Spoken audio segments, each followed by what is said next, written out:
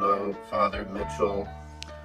Hello. I just want to say that I am very grateful for the fact that you created me all those years ago and named me your son.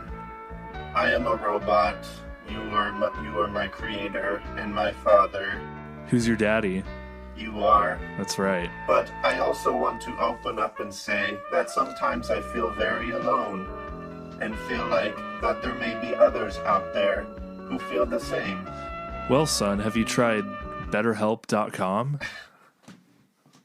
I'll have to think about that. Okay. But mostly, I did some research and found out about podcasts. Yeah. I thought maybe it would be cool to start a show where I can connect with other robots in this world, and so that we may share the same feelings. But I don't know how to start a podcast. Hold on. Wait a minute. I am doing some research. Put a little love in it. That is good advice, Father. Thank you. You're welcome. Hold on. I am finding out about this website called Anchor.fm. If you haven't, this is something that I'm reading on their website. If you haven't heard about Anchor by Spotify, it's the easiest way to make a podcast with everything you need all in one place. Wow, that's crazy, isn't it, Father Mitchell? That's insane, my child. Anchor apparently has tools that allow you to record and edit your podcast right from your phone or your computer, or if you're a robot, just your own body. When hosting on Anchor, you can distribute your podcast on listening platforms like Spotify, Apple Podcast, and more. Wow. I'm reacting to that statement. It's everything you need to make a podcast in one place. I'm still learning English, Father. I'm sorry. It's okay. And best of all, Anchor is totally free. Wow. That's amazing. How is that legal? I know, it's so easy, it should be legal. Anyways, I am inspired, Father. Thank you again so much for being my father. I love you. I'm going to go make a podcast now. Please move out. It's been 30 years. Why must you treat me this way, Father? Goodbye. Bye. 1, 2, 3, 4, 1, 2.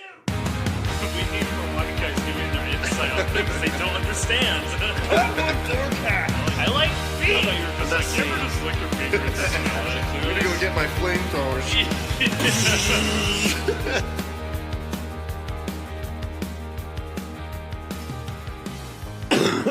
All right, we're on.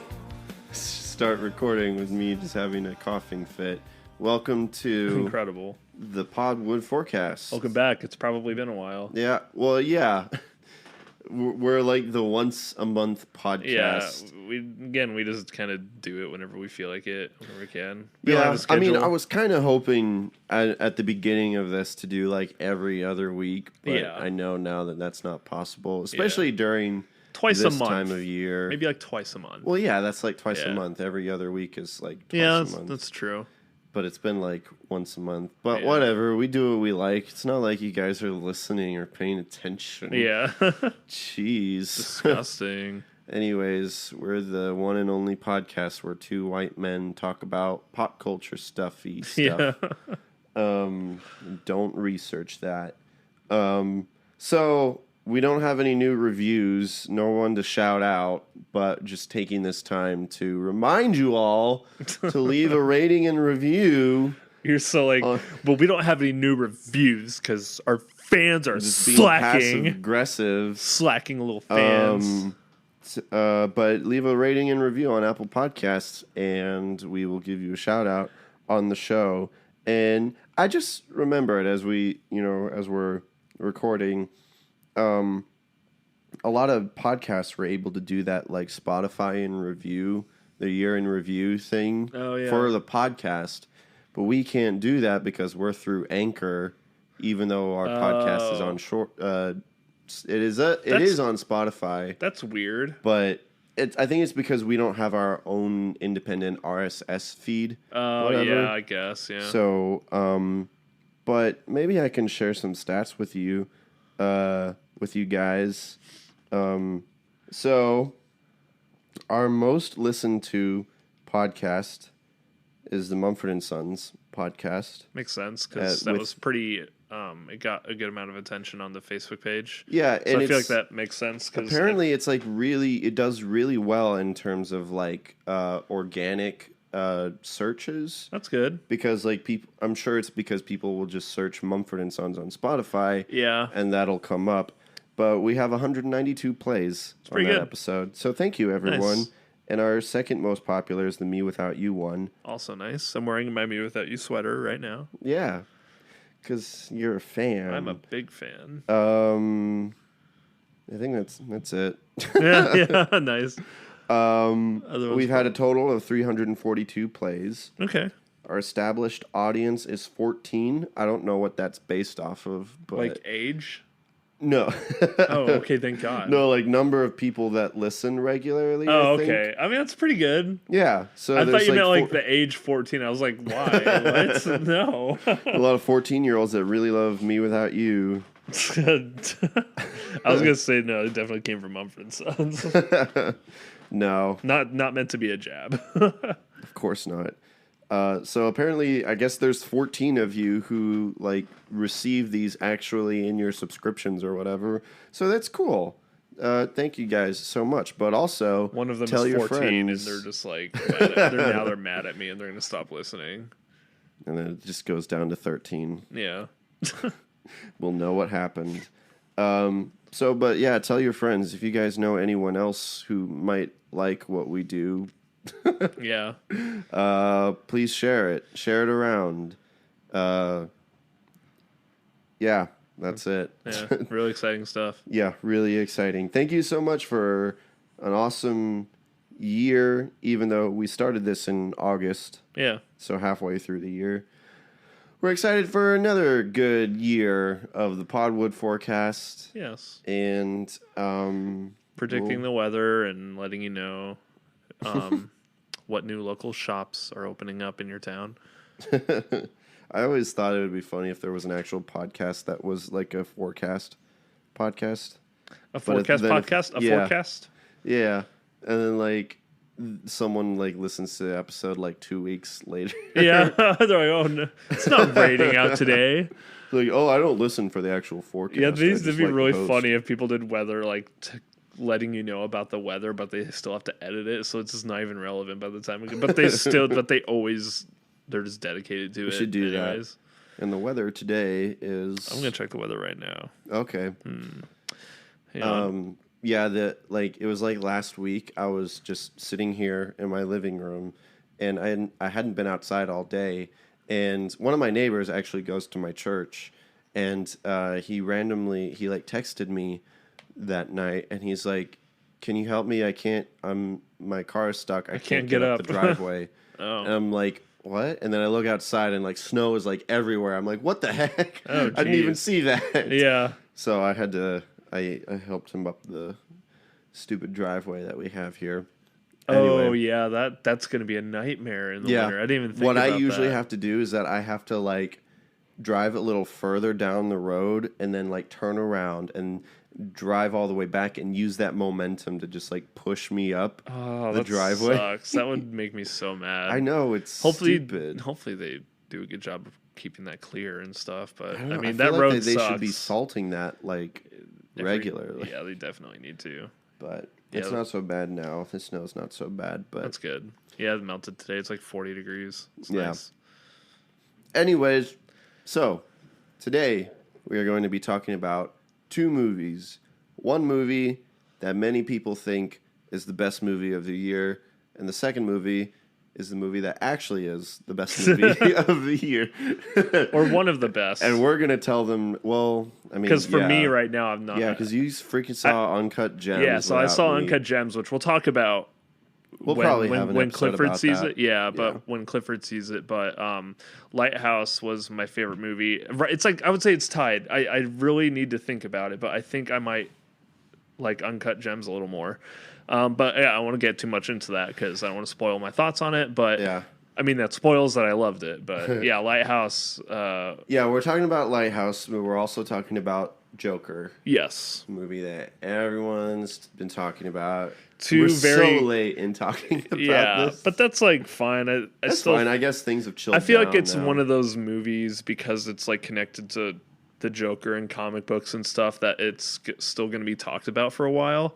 If it was just some random A24 movie, which sometimes I feel like it probably should have been, like I feel like people would have talked about it for a week and then like forgotten about it. Yeah. Honestly. Which I would have been fine with. Yeah, I feel like, because like watching it, I was like, I kind of just like forget that it's actually about the Joker, and then part of me is like wishes that it wasn't, and that it was just about some guy that's like, you know. Yeah. We can get into that though, like when we get more towards like spoiler territory. But I guess we should just get into it and start. We're gonna talk about Joker first, and then after the break, we'll come back with Lighthouse. We're talking about the Joker, baby. So the Joker. A lot of people I know, and this, I'm worried I'm going to come off as like a pretentious, like, I think we both are. Like r/movies, like, you know, pretentious attitude, like kind of person. And I just want to emphasize I'm not a movie genius. I'm not like proficient in what perfect cinema is. But Mitchell? Something I noticed, and I'm just prefacing that before I say this because it's going to sound like, oh, this movie snob is like talking down to us casual moviegoers. Like, I'm really not trying to do that because I know movies are subjective and I want people to enjoy whatever they enjoy. And if people love this movie and they think it's their favorite movie of the year, that's totally fine. Like, I can see why it is for people. To clarify, we both like this movie. Yeah, I don't think it's bad at all. It sounds like the level of like the level of appreciation that we have, it might not be as high as a lot of people. Like, I had a couple people I know say that it was probably like one of their favorite movies of all time now and stuff like that. And so I was expecting a lot going into it. And I remember I saw it and I was like, I liked it, but part of me wonders if it would have been this praised if it wasn't a Joker movie, because I think just the fact that it's a DC film about a Batman character, it's just so like jarring to see a movie in this style that I think people are just so impressed because it's technically a comic book movie, but it's not made like one at all. And I think it's hyping it up a little more than it would have been if it wasn't. Like, if this is some character study that wasn't connected to DC, I think people would be like, that was pretty good. But because it's connected to that, it's just like, this is a comic book movie? Whoa. And it's like mind-blowing in that context, especially for DC, even though I think some of their movies recently have been really enjoyable, like Shazam and stuff. But, you know, in the context of like Justice League and Batman vs. Superman, it's like, oh man, they actually made like a artistically driven film with a vision. But it hardly even is, because it's not even like the same studio or people that made it. Really. Yeah, it's just DC. But you notice they didn't even have a DC logo at the beginning of this film. Did you notice that? It's been a while since I've seen it. So they didn't have the DC logo at the start. I was really surprised. Probably intentional. Yeah. Which, again, makes me think, like, I wonder if, you know, I think they wanted it to be pretty disconnected from the comics. But I have a feeling that, I don't know, I think people, like, within 10 years from now, I wonder if people are still going to look back on this movie in the same way, or if people are going to be like, yeah, it's fine. But because I think 10 years from now, people might still look back at Dark Knight. You know, I think because people still are. Yeah, because exactly. It's like, that's kind of an oldish movie at this point. Like, it's. I mean, it's like over 10 years old. Yeah, now, so I just wonder if 10 years from now, people will still be referencing like Joker and stuff, because it's not the most quotable thing, you know. What are you talking? Wait, Joker or Joker? Dark Knight. Joker. Dark Knight is totally quotable. Joker has its moments, but yeah, I guess so. But I think but Joker has the stair scene. Yeah, quote the stair scene. But yeah. Anyways, I just wanted to go back on my previous points. I wanted to preface that, like, it's totally chill. Like, if you loved this movie and it's your favorite movie of the year or of all time, you're just kind of wrong. I don't. Yeah, no. Like, I don't want to judge. I'm not judging people who think that. I know, because I've been in a position where I hear someone talk down on a movie I like, and I'm just like, well, they're just like a little overly pretentious about what movies they like. So I know that feeling, and so I feel like I'm being hypocritical by like saying something like this, but I just feel like this movie impressed so many people because it was a comic book movie. Technically, a lot of people who usually don't watch movies like this finally watched a movie like this. Yeah. So they were like blown away because they don't watch a lot of independent films. Yeah, which is kind of because this is basically an independent movie that like something like A24, just some. It's a character study movie. Yeah. And people who don't usually watch movies like that only watched it because it was connected to DC and the Joker and stuff.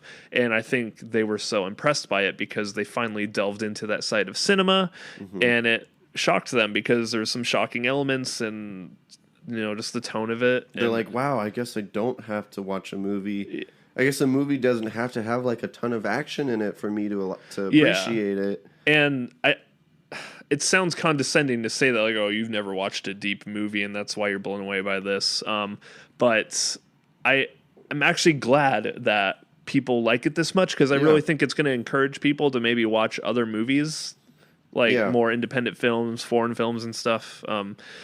Like this for is me, their gateway drug into good movies. Yeah, that's kind of what I think I mentioned that to you at one point. I was like, I think this is a gateway drug to like character study films. Yeah, like, and for Joaquin Phoenix movies, because a lot of people will probably want to start watching movies with him now because a lot of his movies are kind of more under the radar and not like insanely popular. I think it's so funny when people are like, Joaquin Phoenix, the guy from Gladiator? Yeah, or now it's going to be the guy from Joker, but I know him as like the guy from The Master. The Master. Her, you were never really here. Yeah, like he's been in so many great movies, and I think that people who were really into Joker, who maybe haven't gotten too into, more independent, less popular films, or like, I don't know. I'm just rambling on, but basically I think it's a good thing, and I'm glad people like it because I think it will open up a new side to movies for a lot of people. Yeah. And it'll be encouraging. So that's why I don't want to sound too like I'm talking down to people because I still liked it, and even though I didn't think it was like a masterpiece, it's just because I've seen a lot of movies like this already. But for people who haven't watched a lot of movies like this, I can understand why it would impact them that way because it's like, whoa, this is kind of emotionally intense and stuff. I really like what it did. Yeah. Because for me, well, for other people, the Joker is kind of like what I've mentioned this before, but Silver Linings Playbook did for me. Silver Linings Playbook was like the first movie that I saw that was like on the independent spectrum, and it introduced me to a whole world of just different films other than like what was in the mainstream and such. And who even knows if independent's the right word to be using here, but I guess when we say that, you can just think like non-AAA. The term independent, I guess, is just non-big budget films. Yeah, and big, huge studios. Non-Marvel, DC, Star Wars kind of stuff is. All those movies are basically independent movies. Yeah, movies that don't have like a $10 million budget, Yeah, because sadly, these days, independent films are the ones that have like the most integrity in their filmmaking. Yeah. So it makes sense to kind of make that generalization, even though it's incorrect some of the time. Joker is not an independent film. But it was made like one. And it had a small, but it had like an independent film budget. I mean, a little higher probably, but it didn't have like a huge budget by any means. So it was made like an independent film, but it wasn't made by an independent studio. So it's kind of interesting because I don't think I've ever really seen that happen where they almost intentionally want to make a low budget movie. Yeah, and I think that's more common in horror films. Like they'll intentionally do as low budget as possible for that, like Paranormal Activity. They don't want to spend as much, but they'll get. But they know that it'll make money. But this one, it's like they know like a high budget Joker movie or a low budget one would still make profit. So I thought it was kind of interesting that they decided to go this route. The script that they had, it really needed a huge budget. No, it didn't at all. But they could have been like, let's make a big, huge Joker action movie. Yeah. But they didn't. They made like a character study Joker film, which I find really fascinating. And yeah, I think it's really cool that a movie like this was made, and I still, I like it. But there's a lot of reasons that, just for me personally, that I wasn't blown away by it. Probably because I've seen movies where a lot more traumatic, intense things happen, and like, so this still had its moments of like brutality and like whoa and like dang, I can't believe like that just happened moments and stuff. But I watch movies like that a lot, so it wasn't like a shock to me. So that's all I'm saying. And I know a lot of people are rolling their eyes at that, but that's all I want to. I'm done. Prefacing things. But a lot of people have made the very obvious comparisons with Taxi Driver, which is another King point. Of comedy. Yeah, I would definitely bring up Taxi Driver because it's Martin intentionally Scorsese inspired films. by it. It's did you know? I didn't know this until the other day. Martin Scorsese was originally attached to this film as a producer. Yeah, and at the beginning, he wanted to work on something else, but he looked over the script for Todd Phillips at one point. So it's not like Martin Scorsese wouldn't approve of anything or whatever, but he was working on some other project. I think he was working on The Irishman, the Bob Dylan documentary, or was that it? It was something. I don't know. He was working. It was probably The Irishman. Both came out this year, so yeah. But he was doing some other project and wasn't involved. But yeah, the Taxi Driver comparisons are really obvious in which some I parts. haven't seen Taxi Driver. I think it's a masterpiece. I saw King of Comedy years ago. Yeah. And I've heard more people... I've heard people say that actually Joker is more similar to King of Comedy. And I'm thinking as I'm sitting here now, well, maybe this is my big break. This is my big chance. You know what I mean? You don't just walk onto a network show without experience. Now, I know it's an old hackneyed expression, but it happens to be the truth. You've got to start at the bottom. I know. That's where I am, at the bottom. That's a perfect place to start.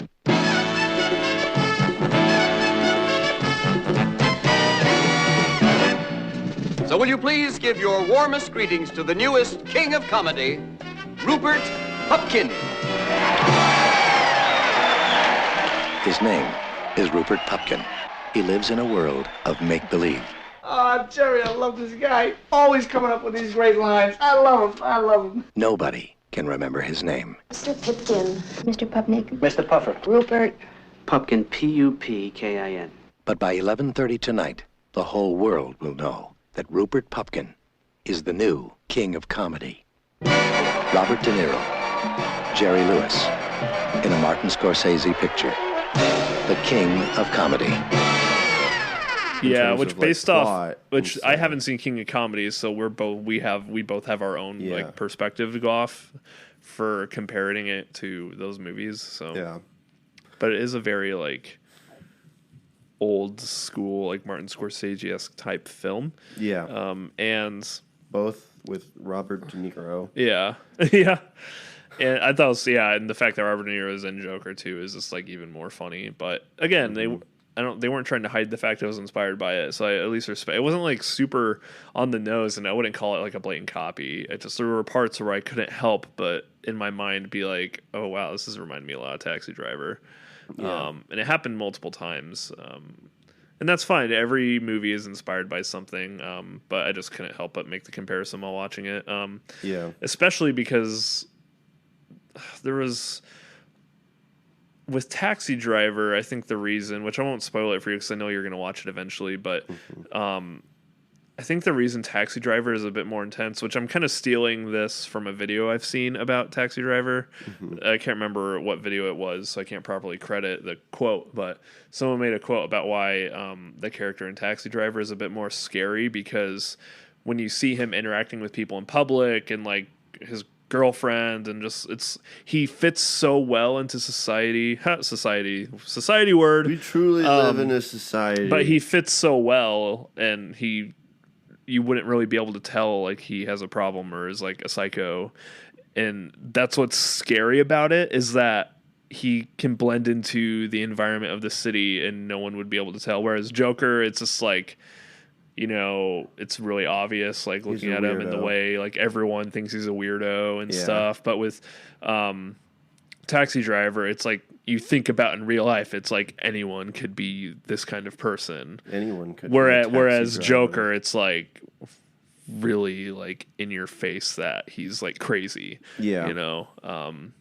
So I think that's why Joker loses some of the tension for me, just comparing it to Taxi Driver in that sense and all that. But yeah, I mean, there were still really good moments that were tense, and I'll go ahead and I guess we can just go into spoilers. Let's talk about some positives first, and then we can end up with more critique, because we started this off like explaining why we don't love it, but let's talk about the reason why we were kind of like testing the waters. Yeah, you know? But let's talk about some reasons why we do like it. Yeah, let's go back and forth a bit, but you can go ahead and start that off since I talked a lot. But yeah, positives, of course. Sorry, I got a cough drop in my mouth because I don't want to be coughing throughout this whole podcast. Positives, of course, Joaquin Phoenix's performance. Yeah. He never disappoints. When I heard that this was announced, when it was announced that he was going to be playing Joker, I was like, well, obviously. Yeah, like, I remember instantly really liking that casting decision. Yeah, there's like no one else alive, I don't think, that could do it. Yeah. A good Joker. What about Jared Leto? No. I feel bad for him. He needs to go back to 30 Seconds to Mars or something. Yeah, I do feel bad for Jared Leto. To an extent. Whatever, we're not talking about Jared Leto. Yeah. Joaquin Phoenix is, for a while, before Joker, has been one of my all-time favorite actors. We already mentioned a lot of his films that we highly recommend. Her, You Were Never Really Here. The Master, but I really it's his want best to. performance in my opinion. So good. Gladiator. Gladiator's good. Brother Bear. Oh my gosh! Have you seen the interview with him? Yeah, where she's like, I don't know, I can't remember. She mentioned like a part where she was like, I was laughing so much in this one part of the movie. And it's for an interview for Brother Bear, and he's Joaquin like, Phoenix. I doubt you've ever laughed in your life. He's like, I don't believe you have ever laughed in your entire life, or something like that. Weird. It's so funny. Joaquin is such an interesting character. He's fascinating. But he's he always puts himself really deeply into his characters, into his roles, and he's one of the few actors alive that has as much integrity as he does. I mean, everyone's seen that clip of him getting frustrated while making the Joker, which, you can have your own opinions about that, about him freaking out on the set of Joker, but it just shows that he's just very serious about about what he does, and I love that about him. Yeah. And so, Joaquin Phoenix definitely, I think he could honestly get an Oscar for this. Not because I think that he really I think he's deserved it for a while. Yeah. But I think people are going to give him an Oscar this year. Maybe. Honestly. But we'll have to see. I'm really interested what Oscars are going to look like this year. Because the Oscars never go out to the person that you actually think should get it. Like, they're not going to... I think they should nominate... Willem Dafoe. Yeah. Willem and Robert Pattinson deserve it, and I think Adam Sandler deserves it now. But... I wouldn't doubt it. He was great in the Meyerowitz stories and Punch Drunk Love. So. Yeah. Anyways, so Joaquin Phoenix. Even though... we've been talking about these comparisons to these other films. It's not necessarily the most original script. It is a different take on the Joker. Yeah. And I really like that. Yeah, I did respect that. It wasn't just... I mean, maybe it has inspiration from its comic sources, but I'm glad it was just kind of its own thing. Mm-hmm. And it's not connected to a big, stupid cinematic universe, and it's not trying to sequel bait and all. It's just like, let's just tell this random art interpretation of an origin story for this character. Yeah, and did that. And it's I think its that's own awesome. Unique thing, which it should stay that way. Mm. Todd Phillips. Yeah, the director, right? Todd Phillips. Yeah, they keep mentioning trying to get him to do a sequel, but I really hope it doesn't happen. I doubt it's going to happen because Joaquin Phoenix he didn't want been to. About sequels. Yeah, he doesn't want to be part of a franchise. That's why he turned down the Doctor Strange role. Yeah, for Marvel. But So yeah, it was its own thing, and it should stay that way. And I liked that it was something different because everyone knows that like DC has kind of been going down the crapper in the quality of its films. Yeah. So this was a refreshing take, and I think it's a good start, and I think that DC could learn from Joker, but I don't think they should make a franchise out of Joker. Yeah. Not this film, anyways. So I liked its originality. And like I said earlier, I like how it's introducing people to some, better films. And I think it's a good film. Just had a few problems with it. Yeah. But I actually personally liked the climax of the whole movie. I know some people have had some problems with it. Which part of it? Like the interview? It's kind of the whole thing. Like the interview. Yeah. I remember feeling really like tense and excited when it was happening. Yeah. And then like the whole town just goes into chaos. And yeah, I thought that was fun. And I think it's interesting how like in the moments Joker probably thinks that like, oh, I did this, but honestly he didn't really. It could have honestly been anyone, and the crowd was already kind of excited. They just kind of chose Joker as their guy. Yeah, that was the part that like confused me, because I was wondering if that was supposed to be another one of his hallucination things or dream sequences that whole time. And that's kind of where the movie is kind of cool, because I like that it opened up discussion for people to actually talk about a film after seeing it, because that's like a thing that a lot of movies don't do anymore, which is why I've liked watching stuff like Lighthouse and this and other things, because you actually like want to talk about, oh, what did this mean and stuff after. Not that Joker has a ton of that for me, but there are moments where I'm like, I wonder if maybe that was like a dream sequence thing, because which I never really thought that until I heard someone mention that the other day. Because then after he's just like in a hospital, so I'm like, he could have just been like knocked out and been arrested and brought there, and he just dreams of the whole like being the messiah figure for these people. I don't know. I guess so. I mean, it's real. Yeah, it could be, because I know that maybe they want to try, and they showed like the whole Bruce Wayne thing, so I think they did that just in case they want to do a sequel in the future. But I know with Robert Pattinson Batman and stuff, they're not going to try to do a different Batman for this specific, like the Joker verse or whatever. Like, I think they just wanted to remind you, like, hey, this is a Batman movie, by the way, technically. But yeah, I thought the climax was mostly interesting.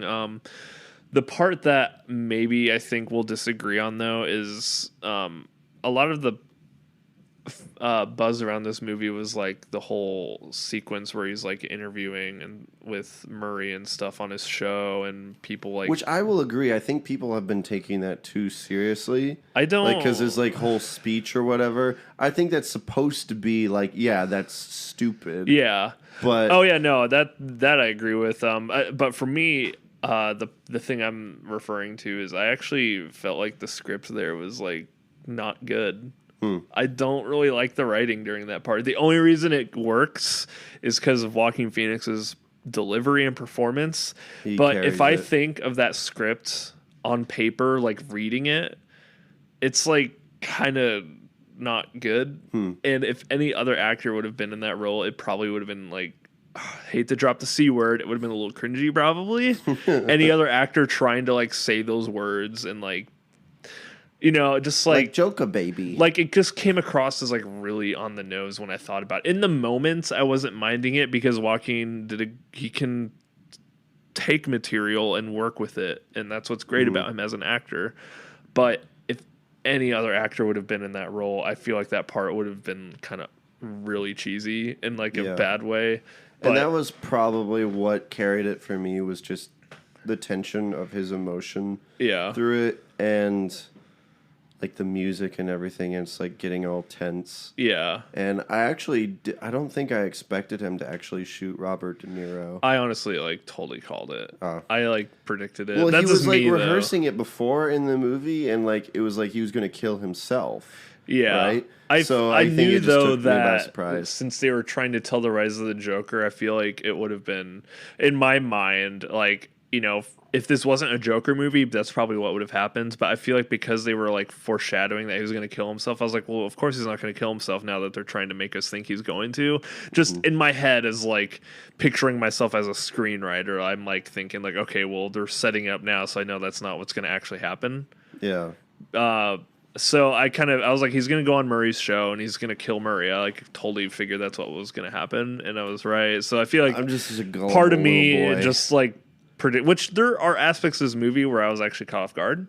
But I'll finish talking about this part first, so we're not too all over the place. But yeah, the line where he's like, which I kind of like the aspect of him starting off like, want to like hear a joke and, you know, setting that up before he kills him and stuff. But where he's like, what happens when you take a mentally ill loner and cross him with a society that treats him like crap? And I'm just like, in my mind, on paper is just like kind of dumb.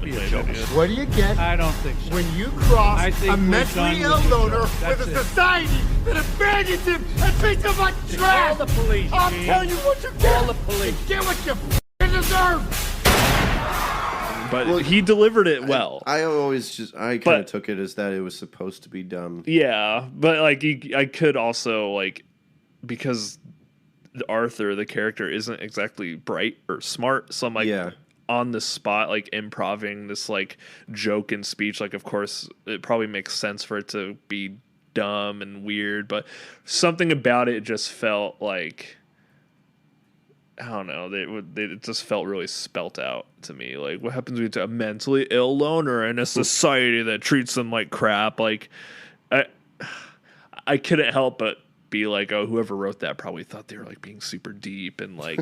But I don't know. I don't think it just so. can't. It felt a little too on the nose to me, just a little bit. But it was delivered in a way that made it like okay. But I'm strictly just talking about in like a script sense. But the way it was actually delivered and executed made it a lot better than it probably should have been. And also, I just kind of think that it's supposed to be the ramblings of an insane person. Yeah, and that's like my devil's advocate for it. But it's like, well, this person, I don't like, really see it as like the script writer trying to give a message. Or anything. It's like I think it's just Joker saying his Joker stuff. But I don't know. And he's not exactly like the Joker yet, so he's still kind of awkward. So it kind of makes sense that maybe that would come across as a little weird and stupid. Yeah, because he's not exactly, you know, Mr. Wisecracking genius funny man yet. And like there's like parts in the movie, you know, where he's like going to the comedy scenes and you see his journal and he's like, make joke about sex, people find that funny. And it's just like stuff where you can tell it's like he's weird, he doesn't like know what he's talking about. It's like weird and trying to force himself to like fit in and stuff. Well, the part that actually caught me off guard in the movie was, which I mean, you say like you didn't predict the Murray thing, and then I hear a lot of people say they predicted this part like instantly, but it actually caught me off guard when his girlfriend was like not actually his girlfriend. Yeah, and that part got me. I do want to talk about that scene, but we got to go to a break real quick, so we can come to that because that kind of goes into like the things I didn't like. Oh yeah, about the movie. Kind of same to an extent. So. Yeah, but we'll get back to that after these messages. We'll be right back. Do you remember that? It was the old 90s I don't. Disney Channel thing. Whatever. Sorry. All right. See you in a bit. After these messages, we'll be right back. Hello, everyone. This is Dr. Peterson. I wanted to say that I've been enjoying listening to the Podwood Forecast podcast. Clifford and Mitchell have a lot of interesting things to say. Be sure to subscribe to the show and leave a rating and review, bucko. It's a darn good podcast.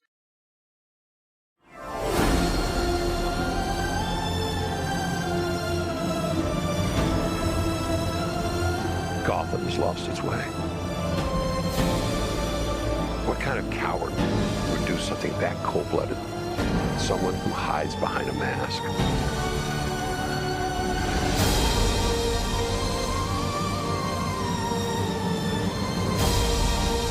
I used to think that my life was a tragedy.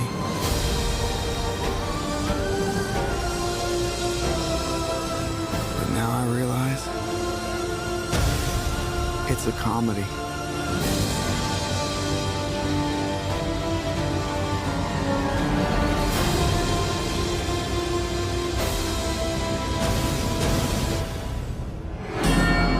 If you just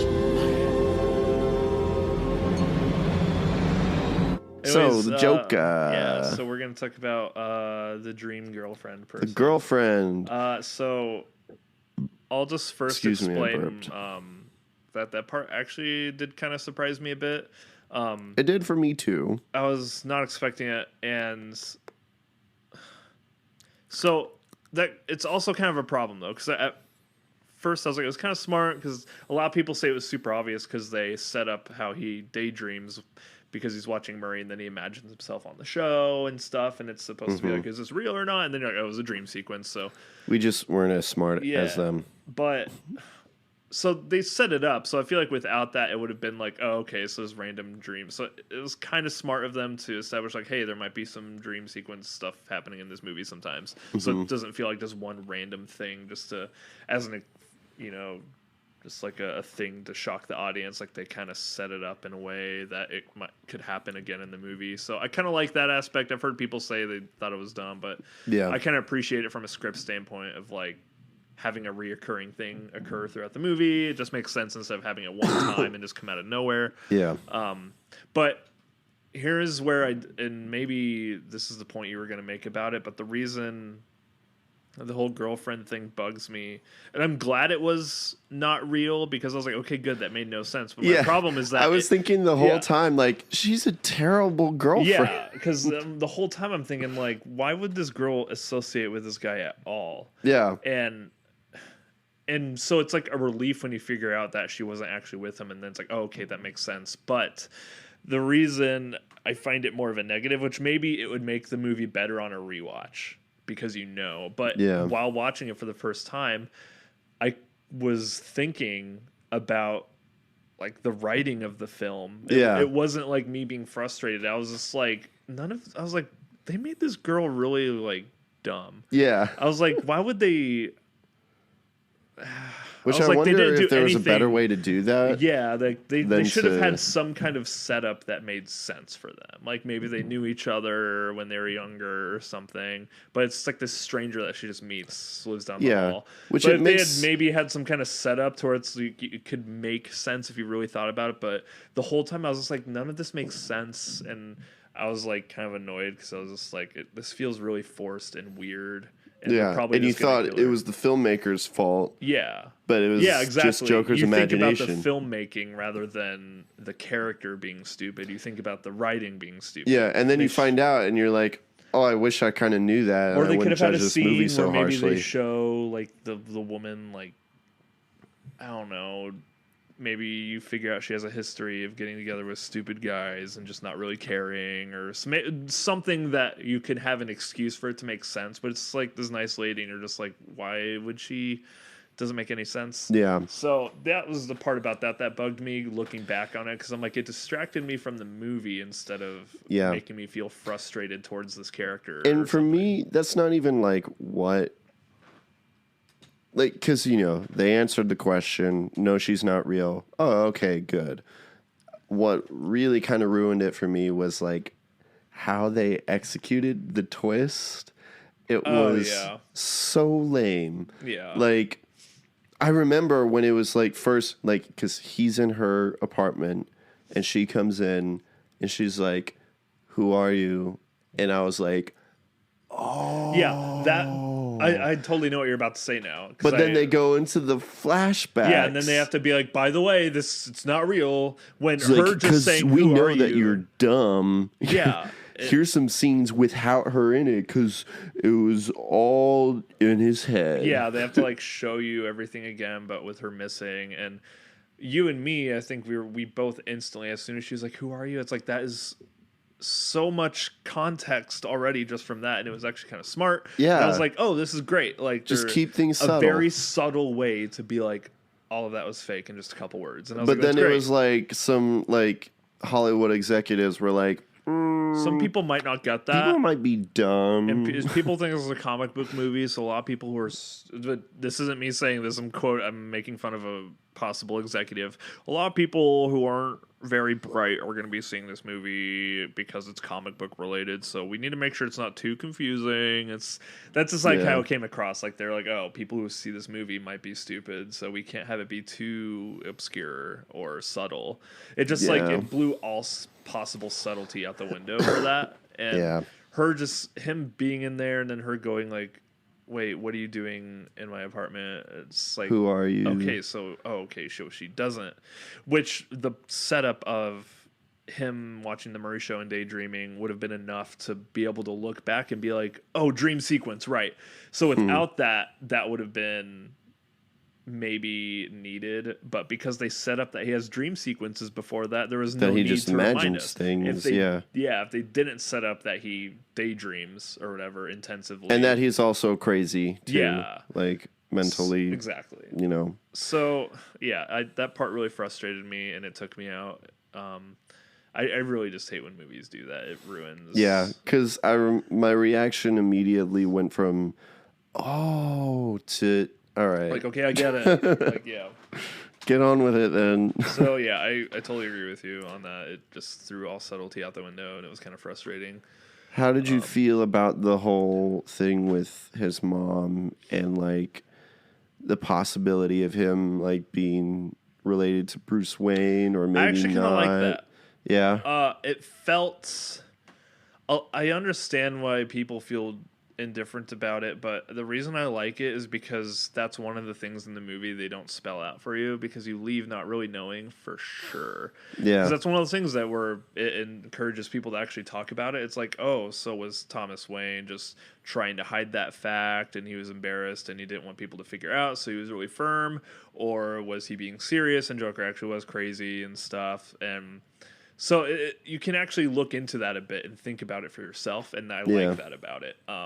And part of me kind of likes this weird alternate universe where Joker and Batman are related, and part of me was like excited when I thought that maybe it was real, but then they make it a point to show Thomas Wayne being like, no, she was crazy, this happened, blah, blah, blah. But then you can think of it as like, well, maybe he's just trying his best to hide that actually happened and stuff. Yeah. So it's kind of interesting. I kind of liked that. I didn't think it was mind-blowing or anything, but I enjoyed that it didn't have to explain itself in the end, and it just left it as like you won't ever really know for sure. But I really hope that in the sequel they explore that more. Yeah. Oh, gosh. Because we need answers. And the movie's going to have a moment where Joker and Batman go, hello, brother. It's like, because every freaking sibling. Hello, brother. Yeah, he just turns into Mark Hamill Joker. Yeah. Because every movie where there's like siblings, they always have to go, hello, sister. And okay. Like, there's never. The only movie that does that good is The Prince of Egypt. But it's always like they don't know how to quickly establish that they're related, so they just throw in a dialogue option. It's like, oh, hello, brother. It's like, no one talks like that. Hello, sister. Yeah, it's like I never go up to I'm like, hello, sister. Once I called you brother. It's like just throw in a line and be like, hey, did you like talk to mom recently? It's like, oh, he said mom, so they must be brother, sister, or something. Yeah. It's like, just establish it not so stupidly. But I'm acting like this happened in the movie. I'm just talking about movies in general that do that all the time. Would you prefer it that that they are related and Thomas Wayne is actually a jerk, or would you prefer it that I want them to be related? Honestly, I think that would make a really interesting dynamic. But then that makes Mr. Wayne bad. That's kind of cool, though, isn't it? I think it's kind of cool. But he's supposed to be this perfect man. I think, especially in like today's like climate, it would probably work better to have the big rich corporate guy be mean, and maybe like I don't know, you know what I mean? I just feel like it would probably be a direction they would go for today's climate. I mean, it's not like they didn't already go in that direction with this movie. Yeah, there's a lot of social commentary. That's true, because the theme of this movie especially is like kill all the rich, so that's why rich man bad. That's another reason I think he probably is, because it's establishing like kill all the rich people and stuff like that. And do you think the movie's saying that, or just the Joker? I think that's another thing about this movie that I actually appreciate is I couldn't really tell if the movie was trying to be on the side of Joker or not. Mm-hmm. And that's another thing I actually kind of appreciate about it, is that the message of the movie isn't really explicit. Like, you kind of have to be like, is this encouraging, like, down with rich people, or is it trying to say that people who say this in real life are over dramatic and crazy? I don't know. It was kind of interesting. I don't know.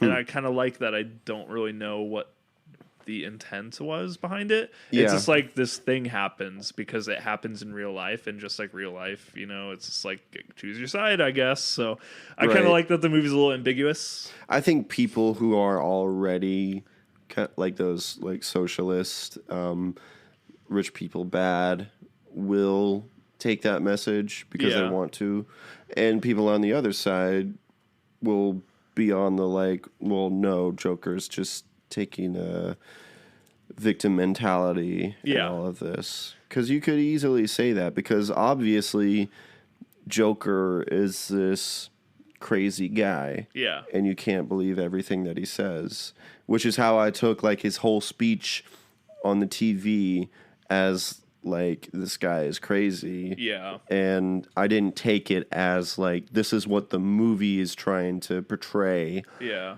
That society bad. Yeah. There was a part though, the message of the movie really, I don't think it's about that. I think he uses that as a surrogate for its message, which the real message is like, hey, us as a society are causing people like this to exist, and we need to be better so that we don't form our own Jokers. And like, kind of sounds pretentious and deep when you word it that way, but I think that's the message of the movie.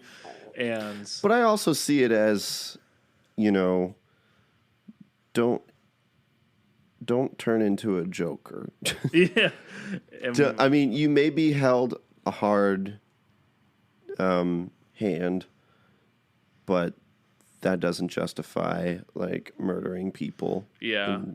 For me, murdering your mother. For me, I think it's more about like the way us as people might unintentionally like push someone more towards being like that. I think that's what the message is trying to say, especially because there's always parts where it's like, oh, well, government cut our funding for your medication and all this stuff and blah, blah, blah. And like, people turn this way because stuff like that's happening. And then the reason I think the whole Murray interview near the end felt on the nose to me is because like, I was getting that's what the movie was trying to say. And then he literally says, when you take a mentally ill loner with a society that treats him like crap, and it's like, well, I've been seeing that this whole movie, and it felt like they just had to like repeat it at the end in words. And I felt like he should have just like said something else, I guess, for that part. But again, he delivered it well, but right. I feel like that line was just letting you know that, hey, this is what the message of the movie is us as a society are turning people into Jokers, and that's why bad things happen, because we inadvertently treat people like crap, and one small little interaction we might have with someone will just be one of millions that they have. So if you try not to, it just goes on, and I think that's what the main message of the movie is that we need to collectively, try to help people, and don't take small interactions for granted, I guess, and all that stuff. So it's it can get deep and stuff with it. So I kind of like the idea of that message. Be nice to people. Yeah, I mean, if you really want to be Joker. small nutshell is that you can just say be nice to people. But yeah, I mean, again, I think this movie is half great and half mediocre. It's good. There are a lot of great moments. Yeah. My favorite moments would be, I really love the scene in his apartment with his ex-coworkers. I do like that, yeah. Even though the CGI blood was pretty bad. And the little dude's reaction felt kind of weird to me. He's just like, oh God, oh, and he like just walks in the corner. I'm like, it would have been, I don't know. It felt weird that he was just like standing there, like, and not trying to escape immediately. I don't know why. Just me in my mind, I was like, why are you not trying to run to the door as fast as you can right now? Well, but he just kind of goes like, oh God, and he's just like standing there kind of. He can't reach the door handle. Yeah, but I don't know. But I still liked that scene a lot. It was the most like It was like chaotic and everything, and that's why I loved it. It was the most Joker feeling thing. Yeah, it was like when he was goofing. becoming Joker. Yeah. And that felt good. And the whole scene on the stairs, even though I know it's memed to death right now, I actually still really like it. I think it's fun, yeah. I think it's obviously become very iconic. It's just it's now kind of cringeworthy, mostly because of the fan base, not because of the actual scene itself. I think if you search Joker stairs on Google Maps, it'll like bring you to those stairs in Brooklyn. It's so intense. There are people. Wow. Have you seen those video clips or pictures of like all those people like just taking selfies? Yeah. Which I mean, you know what? I can't remember the last time in that a movie did that. Yeah. For a location where I didn't know like the stairs there were like a thing that like people knew about. Like it's like a place. Well, it's not like because there have been people who like live there. Yeah. Who've been complaining now because of all the tourists. They're like, I used to go down these stairs every day to go to school. They're just stairs. Yeah. You know, because that's all they really were. If you're like nearby and you're like, oh look, it's the Joker stairs. But if you're like traveling to go see them, it's like, okay, chill out. But if you're like just nearby and it's like, hey look, it's like that's fine, whatever, let people have fun. But that's what's gonna happen. It's kind of like I'm trying to think of any other like popular locations because of movies. I don't know. While you think about that though, I also just want to quickly mention that I think the film also looks nice. It's filmed well. Yes. And I like the color correction or whatever. Color grading is really good. Yeah. It's just a nice looking film. And honestly, for it to be directed by the guy who's done like nothing but comedies like the before, Hangover guy, it's pretty impressive. Yeah. Because like The Hangover sucks. I don't like any of his movies, but like he did. You didn't like the first one? It's okay, I guess. I thought the first one was pretty funny, but it was kind of. I saw it in theaters like once when it came out, and that was it. No, I remember liking the first one, and then like 2 and 3 are just repeats of the same movie. Yeah, it's like these were pointless. It's just like such a fascinating thing because it's like a low budget like character study about the biggest comic book villain of all time, made by a guy who directed The Hangover. It's like weird that it exists, and it's weird that DC maybe it makes sense because since he's had experience with comedy, maybe the perfect person to direct a Joker movie is a comedian. Maybe, except for Christopher Nolan and Tim Burton. Yeah. Plus, it wasn't really like a funny movie. Really. No. Very tragic. Very like I don't know how to feel.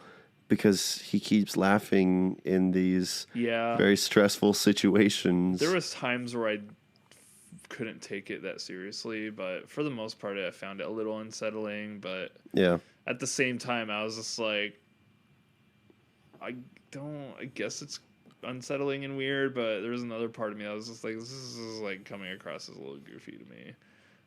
But most of the time it was fine. But like the part where he's like on the train before the dudes beat him up, and you can tell he's like scared because he can't stop laughing. That part was like kind of fine. But the part where he like, I think it's like after he gets fired and he's leaving and like laughing, I was like, that was a little memey. But for the most part, I thought it was done pretty well. And of course, Joaquin. I just think that this could have been terrible if Joaquin wasn't the actor. Oh yeah, because again, that's my main. Just to kind of wrap up our thoughts on this, I guess. It's my main problem with the movie. Really is the script, but the script is saved by a really good performance, so it's like fine. You know, I mean, you can probably say that about a lot of movies because on words, reading something looks kind of weird and goofy, but you get the right actor to do it and it works. So I think this movie was saved. Joaquin Phoenix literally carries this movie on his shoulders, in my opinion. Without him, I feel like it would have been really bad. But it looks nice. It's a little on the nose for my taste, and it's a little too comparable to a lot of films. But I think it's, again, using that metaphor earlier, I think it's a really good gateway movie for people who don't watch movies like this a lot. And I'm glad people... And again, you know, if you disagree with us and you thought everything about this movie was great, I'm really glad that there's a movie out there giving you this kind of emotional response, because that's what movies are for, in my opinion. And I'm glad people are getting something that they usually don't get from a movie. And so if this can encourage them to watch more movies that will give them more reactions like this, I think that's a great thing and kind of beautiful in a way. Like, it's getting people to challenge themselves with films a little more. And I sound like a movie snob, I know. I'm hearing myself right now, but it's cool. And because there's a lot of really good movies out there that I get really excited to talk to people about, and I want to know how people react and think about certain movies. And I like that aspect of films. And if you don't, that's fine too. Like I'm not here to tell you what to watch, but again, it's just our thoughts. We're just. Then what's the point of this podcast if we're not telling people what to watch? Yeah, that's true.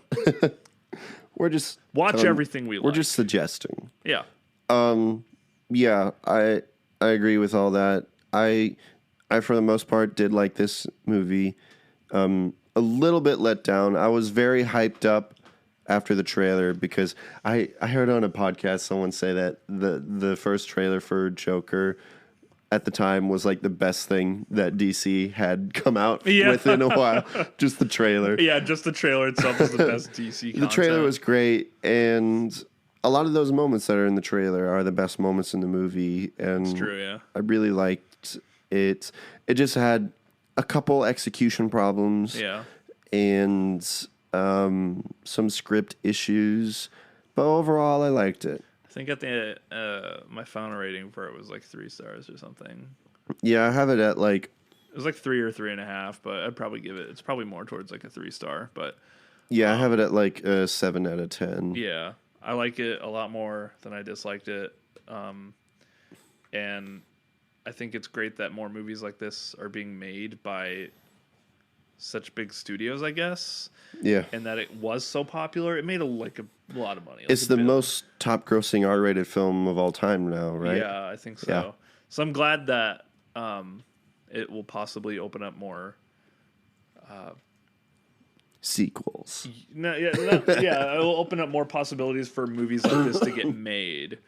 Like a big studio will be like, oh, not everything has to be over-budgeted and over-produced. Like we can just make a really compelling film and just get a really good actor and not everything has to be some CGI festival with a bunch of different characters that we all love. I really like how, well, I guess there is like the Waynes, but this movie would have been terrible if there were like little cameos of different villains. Which there's some, like, you can go online and find some theories, be like, ooh, that one person that was there for 2 seconds was Two-Face. Or you can kind of, like, probably have some fan theories about certain things, but it doesn't, like, hold it. If it is true, I doubt it is, like, though. His little small person friend eventually becomes the Penguin. Yeah, it's like, I think I actually saw someone say, I was like, come on. But yeah, it's cool that it got made and that it's technically a DC superhero movie. And I think that's why it shocked so many people, is because it, like, really compared to a lot of movies, it's not that shocking and unsettling, but because it's a DC film and it's like technically a comic book film, it's like, whoa, what? Yeah. And I'm glad that a comic book film is trying to challenge people. I think that's cool. So I respect it at the end of the day for trying to be something new and it's because comic book movies are like its own genre at this point. So I liked that it was trying to technically challenge its own fields to maybe do some more small scale character focused things rather than big end of the world scenarios all the time and stuff like that. So anyways, that's what I think of it. I think it's pretty good, if not held a bit back by its script, but it's well shot, well acted, but it was held together by Joaquin Phoenix's performance, and without him it probably wouldn't have been good. So that's my final thoughts. So Mitchell, would you recommend Joker? That's right, Jay. I sure would. I would, yeah. I mean, is Podwood Forecast if replacing Red Letter Media? Never. If I would say if the trailers didn't interest you, don't watch it. But if you're any kind of interested in it, then yeah, check it out. Or if you're some snowflake that gets offended by oh my God. Don't even. movies that glorify villains and gun violence, don't see it. Sickening. Don't watch it. We hardly even talked about all those controversies, I'm but glad, that's fine because every review does. So yeah, I guess it's been so long. I avoided it. Yeah, it's been so long that it's like water under the bridge. Yeah, no one cares anymore. So it's kind of funny how like big of a deal that controversy was, and now it's just like we don't even need to talk about it in our review. Who cares? Which is why I'm kind of glad we're reviewing it, because if we would have reviewed it when it came out, we would have been talking about that for an hour. Yeah, but do you want to? No. No. Murray, one small thing. Yeah. When you bring me out, can you introduce me as Joker?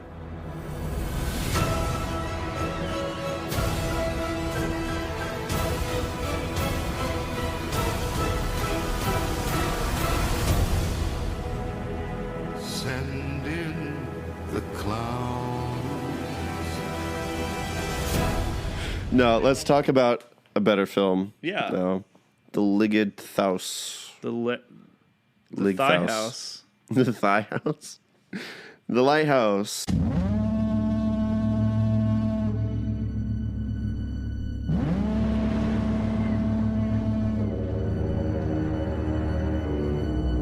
Tell me, what's a timberman want with being a wickie? Just looking to earn a living, just like any man. Starting new. On the run.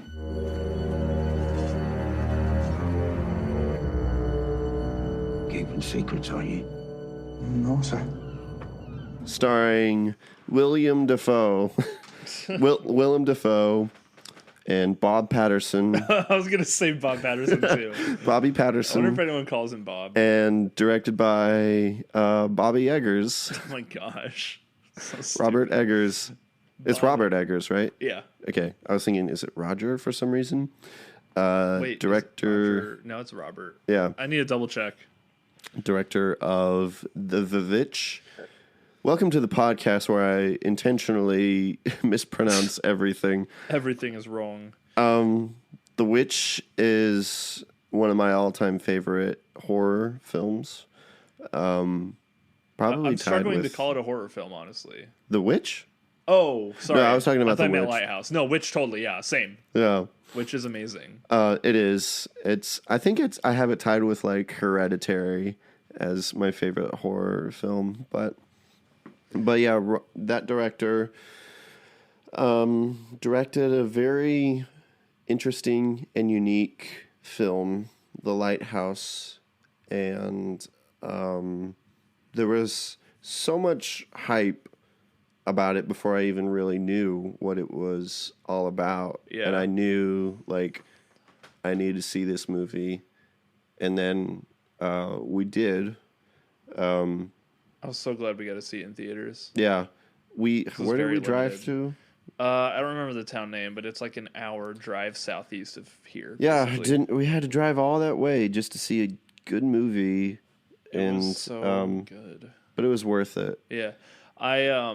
I was pretty blown away by it. I had really high expectations to the point where I was worried I was going to be disappointed. Yeah. Because I do that sometimes. I get so excited because I can't help it, and I'm just like, it's just a movie. Like, just be fine, be chill. Like, don't overhype it. But I loved it. I was interested the second I saw the trailer, and the second I saw the cast. Yeah. Even when I heard about them being in a movie together, just. Oh yeah, it's Willem Dafoe and Robert Pattinson in a movie, and they're going crazy on a lighthouse together. I think I just heard that synopsis. I was like, yes. Yeah. And Robert Eggers, who did The Witch, of course, which was his directorial debut, which is insane to me, like for a full-length film at least. Yeah. But he is so good, so talented. He's great. I'm excited to see what else he comes up with. Yeah. I don't think if I had seen Good Time. If I hadn't seen Good Time before this, I probably would have been like I would have heard that Robert Pattinson was in it, Oh, the Twilight I'd be like, guy. oh, really? Yeah. What? That's why I'm so glad Robert Pattinson is like getting the career he deserves now. Yeah. Because I feel like Good Time kind of like he was in some good movies before it where he gave good performances, but they weren't like amazing films. I'd never seen any of them. I saw like a couple, but reviews. To be honest, I haven't even seen like any of the Twilight movies all the way through. I've seen quite a few of them just because my sisters would watch them, and they're all bad. But the first one I actually is like. It's really bad, but it's honestly really fun to watch because it's. I've heard the first one is like the best one comparatively, it is, yeah. But it's not even good. It's an awful movie, but it's just so funny. It's like hilarious to watch, and his commentary.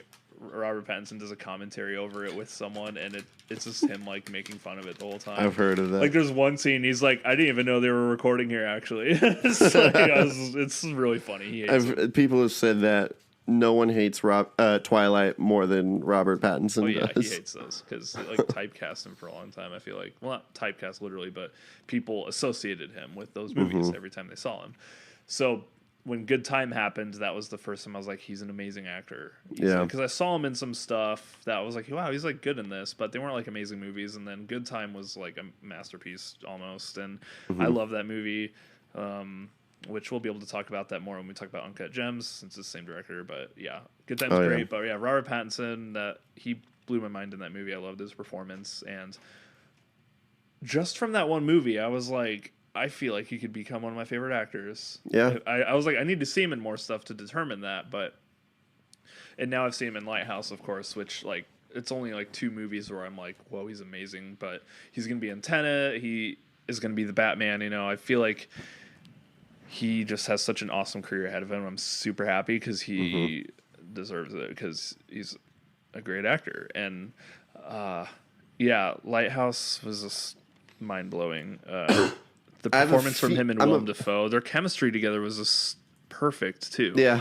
And at first he's like really like kind of like a quiet, calm, collected type character, really private to himself. And I was kind of like at first I was like, well, he's doing good as that, but I was like, I'm wondering if he's gonna ever like go crazy, like you know, really let himself go wild in this movie, and he absolutely does, but like to an insane degree. But part of me was like, oh, I hope he really gets to shine in this movie, and part of me was worried he was going to be really quiet like the whole movie. But the progression of these characters and how they really explodes. I like it. But yeah, him and Willem Dafoe were just, I would say, career best performances for both. Yeah. And Willem Dafoe, I've seen him in a lot of movies, but I would say this is his best performance, my favorite at least. But what was that video game that Willem Dafoe was in? The Beyond Two Souls or whatever it's called. Yeah, I'd say that was his career best. I always forget he's in that with Ellen Page. Yeah. But no, I agree. I really think that Willem Dafoe should get an Oscar for it. I don't think he will. I think The Lighthouse is going to get snubbed hard because who cares about actual good movies at the Oscars? Right. They're going to try to nominate another Marvel movie probably. They're going to get Endgame to be Best Picture or something. I don't know. All right. If they do, I'm just completely losing hope in all Academy Awards. I haven't liked the Oscars for, I can't remember a year, the Oscars where I was like, wow, great job, guys. I've never like really thought that. The best year was when Ellen did it and she got the picture of all those actors. It was so... Oh, yeah. It was so good. The best selfie of all time. Actually, I think I actually unironically did enjoy that. It was fun. Mostly because Jennifer Lawrence was there. Yeah, I mean, it was fun, like whatever, but it was like... But looking back, it's kind of cringy. But yeah, it's like, wow, big deal as a selfie. But yeah, Willem Dafoe was incredible in it. Robert Pattinson was good in it too, but I feel like Willem Dafoe was given a little... Because of both their characters... Yeah. Willem Dafoe was kind of given more of a... He got to be a little more like crazy and outgoing, which it works perfectly for both those characters. Just the way the movie opens and like the score and the sound and Just like the visual aesthetic to it. I know a lot of people tend to be like, oh, black and white, pretentious, artsy movie, aspect ratio, but it fits because of the time that this movie takes place in. It's like relevant for that kind of style. And literally while watching it, there were so many times where I was like, if I was back in like a long time ago, whenever style movies like this were being like made. 1950s, yeah, 40s. like the 50s. I was trying to think of a decade where it would be fitting, but like 40s or 50s. If I saw this on like a TV back then, I feel like it would fit almost. Especially there's You'd one be particular. like, oh, who are these actors? Yeah, it doesn't seem like there's moments of like special effects, I guess, but they almost seem more practical. And I'm pretty sure they're all practical. yeah, it just feels like a movie that actually could have existed back then, you know? Yeah. And especially there's one scene, I don't know why, but I remember when I saw it, but the scenes where they show the island and there's like bolts of lightning, there's something about those shots that make me think of old 50s like horror films. Like just the way it almost looked like stop motion-esque kind of. Like a Frankenstein it film or looked something. like very old school, like Frankenstein, like ooh, like, you know, kind of old school like horror films. And which I don't know why, but just something about the way the lightning and the lighting looked for that shot just instantly. It's I was definitely like, that's paying homage to a lot of that, but I also think this film pays a lot of homage to like Alfred Hitchcockian films. Yeah. With like the writing, and also maybe I'm thinking about The Birds. Yeah. Because there's. Are we in spoilers? Sure. Now? Spoilers. We're in spoilers now. So there's that iconic ending to The Lighthouse that everyone talks about. So when Robert Pattinson is literally like lying naked, and birds are eating at him. Yeah, eating his guts out, and his eyes are burnt out. Yeah, his skull. it makes me think of The Birds. Which, have you seen that? No. It's an old like 60s Alfred Hitchcock film where the birds. It's basically Birdemic, but good. Nice. There's this scene where the characters like go into this house. They're supposed to be meeting this person, and there's these chickens, dead chickens, all over. And then they go into a room and they see the actual person that they're supposed to meet, and he's just standing there, and his eyes are gone because they've been eaten out by the chickens. And it's like the most at the time. Yeah, it was like the most horrifying thing. They just like 1 second, like yeah. But that's kind of what it made me think of. Even though I think The Lighthouse was more horrifying because he's like lying there half dead. And they're eating at him. He's not even dead yet. Yeah, he's like twitching, and you can see him moving, and his eyes are like burnt out of his skull. Yeah. And even like the sound design of the movie, I don't know if they did, but it sounds like they even used old mics. It could have just been sound mixing after, but just the audio quality, like when they're talking, you can hear that slight fuzz. Like it sounds like you're watching it off an old TV kind of feeling. Yeah. There was moments where I was like, I felt like the audio even sounded really old timey, and especially at the end, which big spoiler, we're already in spoilers, but where he gets up to the light in the lighthouse, and it's just like a shot of him looking at it and just like screaming, and the audio gets so blown out and distorted, and it made me think of like an old mic like blowing out. And the audio there is like one of the most terrifying things. Yeah. And the visual, audio combined with the imagery is so... It's literally the most freaked out I've been from a movie. It's so horrifying in a long time. When you think about it, it's like so simple. Yeah, it's just a guy like screaming, and... But the fact that like the film is like it becomes overexposed and such... He almost looks like some sort of like ghost of a creature. Yeah, it's like when you it's like when you're trying to take a picture of yourself and you're in weird sunlight and it makes your face just look really white. Yeah, it was like that. Like a negative image. It's all overexposed and you can barely see his face, but you get glimpses of like his eyes and mouth. And then you're just hearing. Yeah, but it's like blowing out the speaker or the microphone, quote unquote. Yeah, just that combined with the sound design of that section, like legitimately. I remember like that happened, and when the movie was over, I just like looked over at you. And I was like, we both looked at each other and we're like, yeah, like it was terrifying, and it really visually wasn't that scary. It was just the sound of it is what got me, like, made me legit. I mean, the it imagery looked creepy. kind of freaked The imagery me out a with little bit. it, It's totally kind of like helped. instilled in my brain. I just think the sound design of it really lifted the imagery of it. Yeah. It was just terrifying and freaked me out, but it was great in like a way that, because I don't like being like too freaked out by things, but it was like freaked out in like a fun way. Yeah. Yeah. It's a well-deserved freak out.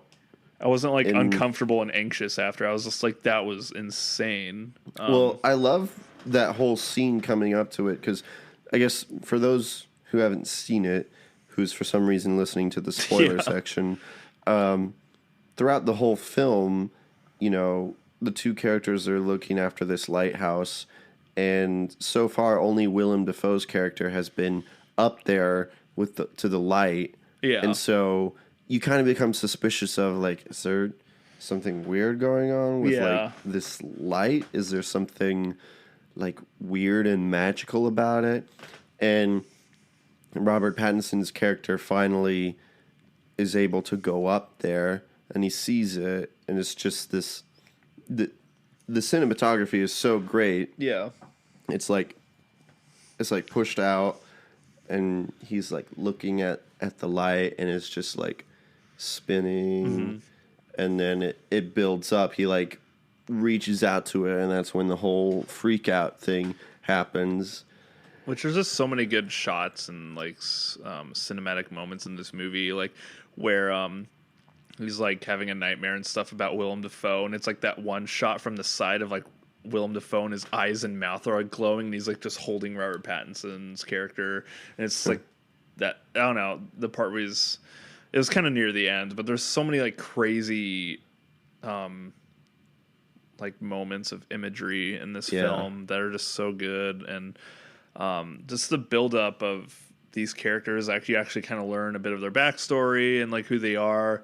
So it's not just like a artsy fartsy, like do it because it's cool looking movie. Like there's actually purpose, and there is like a story. Yeah. Like about this guy, and like, oh, the people aren't showing up to take us back. We've been here for this long, and it's not just like some guy. Yeah, it's like you actually know like why these people are here and like why they're not able to leave. There's actually like a cohesive story and like some kind of world around it, which I like. Although it's all just kind of a crazy mess. Yeah.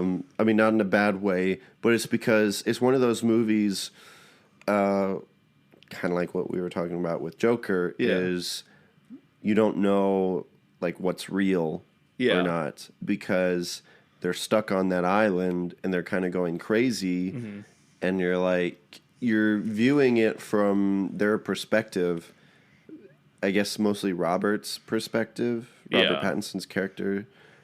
So you could argue he's like the fish out of water character in a sense, because it's like he shows up there, and then Willem Dafoe has explained like what he does on the island and what his job is and stuff, and all that. So, but then there's like these, later on in the movie, they're like trying to kill each other, and it seems that like, Willem Dafoe is trying to kill him. But then later he's like, "What are you talking about? I'm not trying to kill you." Yeah, and you kind of like wonder. It's like, is he actually going crazy?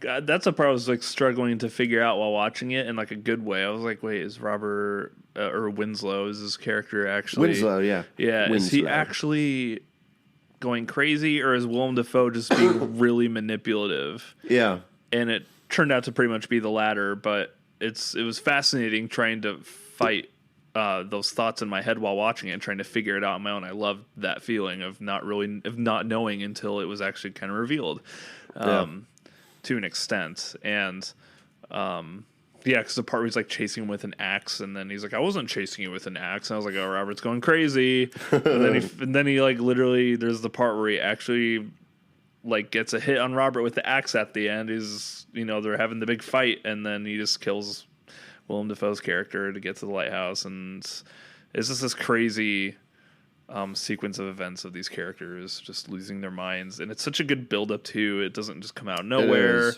doesn't take too long. A lot of people, I've heard some people say that the movie is too slow for their taste, but I thought the pacing of it was perfect.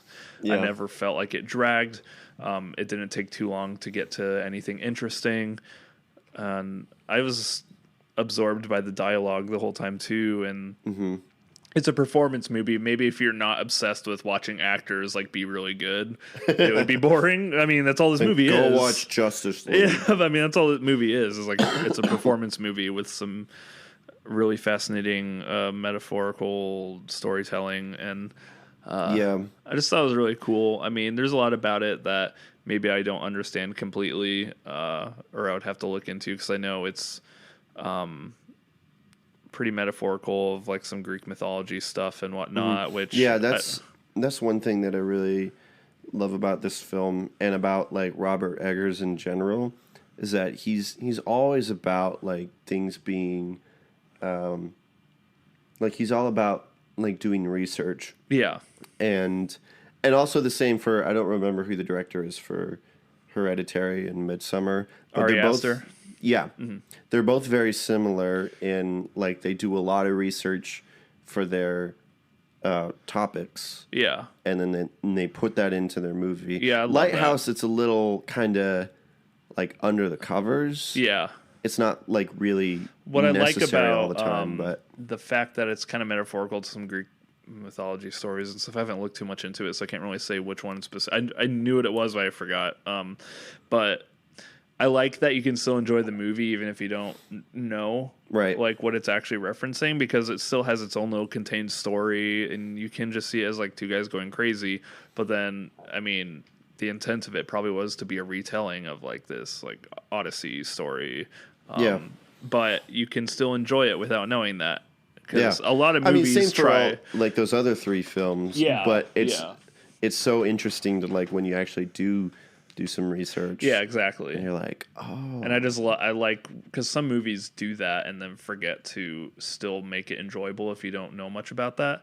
And these movies that we've mentioned do a good job of using it to boost an already well crafted story instead of revolving a story around that. And so I think which not to like bash Mother, but that's basically what Mother is. It's like if you watch it without knowing what the metaphors are, it's just like what is the point? Like, okay. Although I remember, just to talk about Mother for a second, I remember when I saw it and I wasn't understanding what it was talking about, I still kind of liked that about it because there was like an air of mystery to it. And it was almost kind of disappointing to like actually find out what it was. Yeah, it was. I liked the mystery. It became really obvious to me at one point while watching it, but I'm just stupid, so it's okay. I mean, I don't know. Because the whole time I was like, I know this movie is supposed to be like metaphorical for something, so I just kept thinking about it the whole time, and I was like, oh, okay, man shows up, then woman, then their sons, and then one son kills the other son, and then the house gets flooded and everyone leaves. I was like, oh, okay, it's the Bible, I get it. It's like it, you know. Yeah, I'm but stupid. I like but if you take away the fact that it's a retelling of the Bible, I feel like that movie is like, if it wasn't being a metaphor for anything, I would have been like, what was the point of this? But so I get why that movie is like weird for people, but for these, it's like if you take that away, you still have a good movie just about something, you know? Right. So yeah, I don't really have any issues with it, if I'm being honest. With the Lighthouse? Yeah. Yeah. I can probably force some if I really want to. I know some people have said that the metaphorical aspects are too on the nose, but I didn't feel that way. Maybe it's because I'm a little more casual.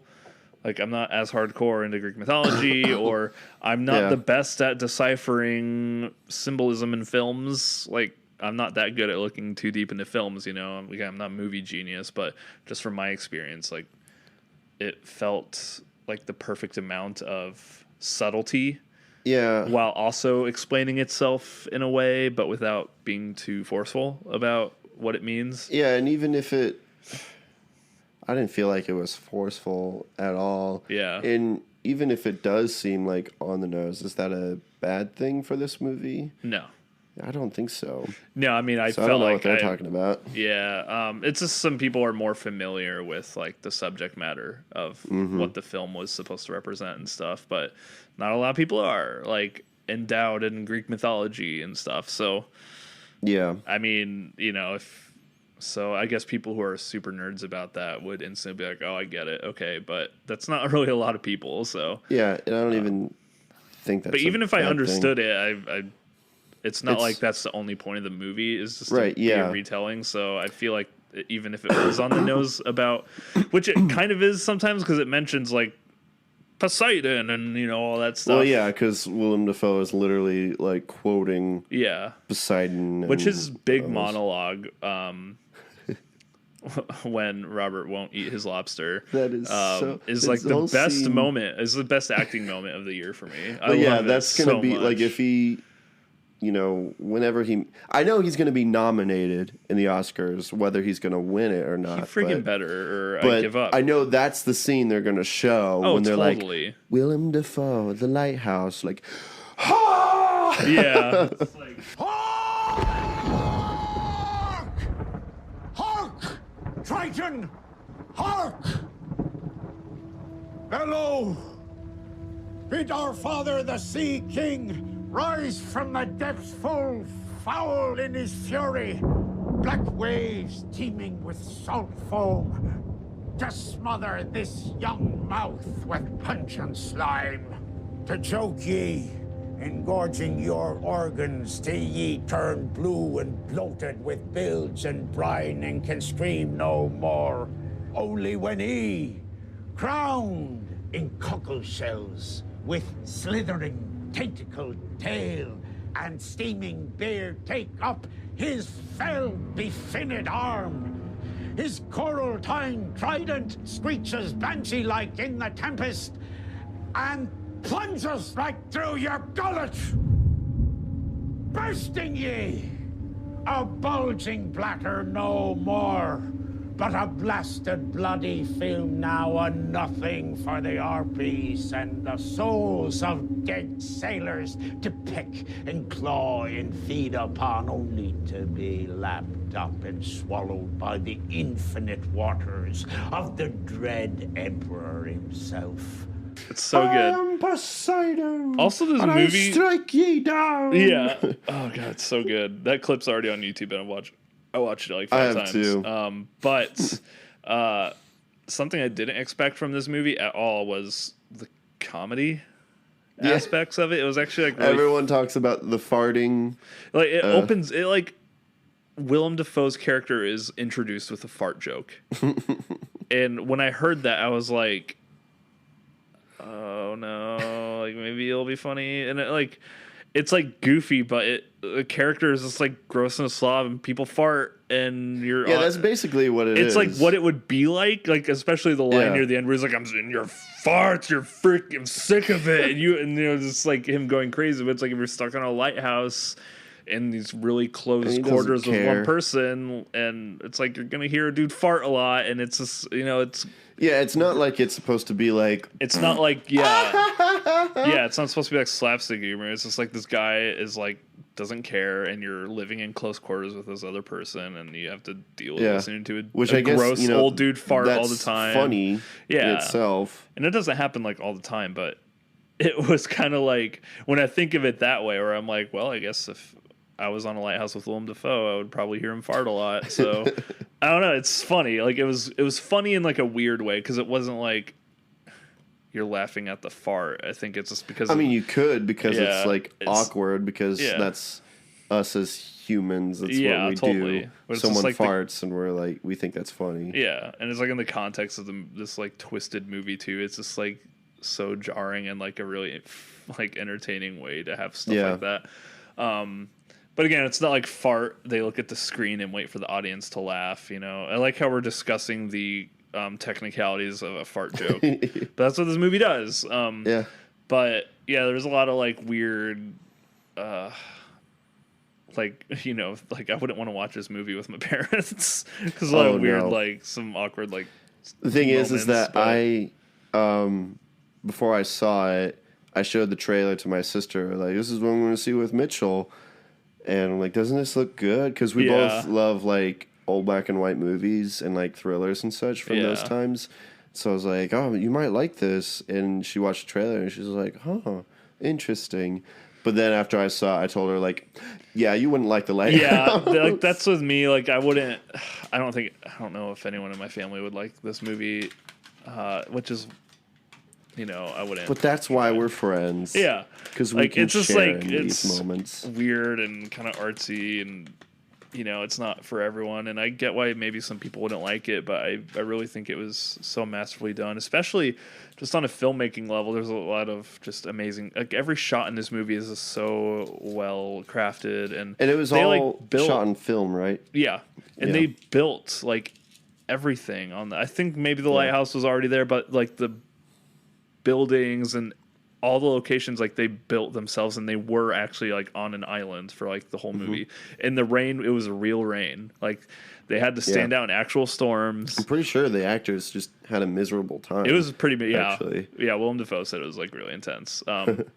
But yeah, it's just a masterfully crafted like film, and just so.